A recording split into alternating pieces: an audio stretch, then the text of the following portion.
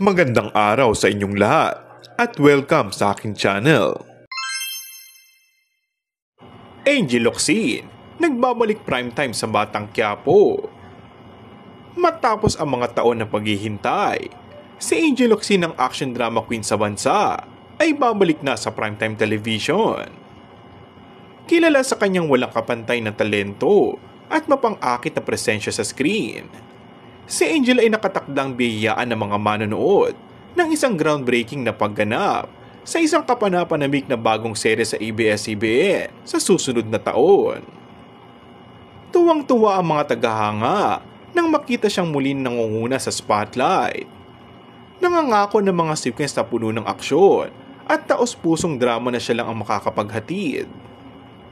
Ang pagbabalik na ito ay nagmamarka ng isang bagong kabanata sa kanyang tanyag na karera, na nagpapatibay sa kanyang katayuan bilang isang tunay na icon sa Philippine entertainment.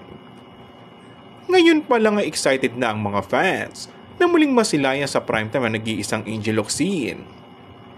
Hiling nga ng iba na sana'y mapanood ito sa serye kasama si Coco Martin sa Batang Quiapo, at tiyak umanong suwak ang karakter ni Angel lalo sa mga ma-aksyon na eksena.